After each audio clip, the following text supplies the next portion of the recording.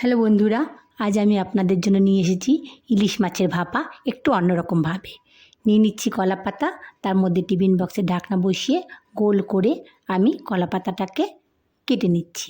নিয়ে নিচ্ছি ইলিশ মাছ, তাতে দিয়ে দিচ্ছি লবণ, হলুদ আর আগে থেকে বেটে রাখা 2 চামচ সাদা সর্ষে, 2 চামচ কালো সর্ষে, 2 চামচ পোস্ত, কাঁচা লঙ্কা আর 1 হাতার মতন সর্ষের তেল দিয়ে মাছটাকে আমি ভালো করে মেখে নেব। মেখে নিয়ে আমি মাছটাকে 10 মিনিটের জন্য ম্যারিনেট করতে রেখে দেব। আমি আজকে দুভাবে রান্না করব, মাইক্রো ওভেনেও করব, আবার কড়াইয়ের মধ্যে ভাপ দিয়ে টিফিন বক্সে বসিয়ে করব। নিয়ে নিচ্ছি আমি টিফিন বক্সের মধ্যে কলা পাতা দিয়ে তেল মাখিয়ে তার মধ্যে আমি 10 মিনিট আগে মেখে রাখা মাছগুলোকে একে একে ঢুকিয়ে দিচ্ছি।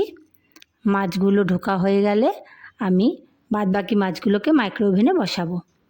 একবার এভাবে রান্না করে দেখবেন, অসাধারণ লাগে। ভালো লাগলে লাইক, শেয়ার ও সাবস্ক্রাইব করতে ভুলবেন না যেন। টিফিন বক্সে ঢাকনা লাগিয়ে দিচ্ছি। এবার নিয়ে নিচ্ছি মাইক্রো ওভেনের বাটি বসিয়ে তার মধ্যে কলা পাতা দিয়ে দিলাম। তার মধ্যে দিয়ে দিচ্ছি মেখে রাখা বাদবাকি ইলিশ মাছগুলো। নর্মাল টেম্পারেচারে, যেখানে ভাত ডাল তরকারি গরম হয়, সেখানে মাইক্রো ওভেনে 20 থেকে 25 মিনিটের জন্য রেখে দিলেই হবে। আমি এখন এই মাইক্রো ওভেনের বাটিটাকে মাইক্রো ওভেনে ঢুকিয়ে দিচ্ছি। আর অন্যদিকে আমি একটা কড়াইয়ের মধ্যে জল বসিয়ে তার মধ্যে স্ট্যান্ড দিয়ে তার মধ্যে টিফিন বক্সটা দিয়ে একটা ঢাকনা দিয়ে দিব আধা ঘন্টার জন্য। আমি এটা ঢাকনা দিয়ে দিলাম।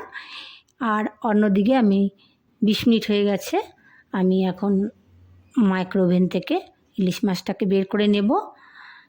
মাইক্রো ওভেন খুলে এখন ঢাকনা সরিয়ে দেখুন অসাধারণ একটা গন্ধ বেরোচ্ছে। একবার বাড়িতে রান্না করে দেখবেন, অসাধারণ হয় খেতে। গরম গরম ভাত, পোলাওয়ের সাথেও অনেকে খায়।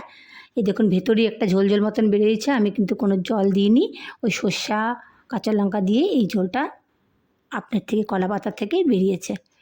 ভালো লাগলে অবশ্যই জানাবেন। ধন্যবাদ।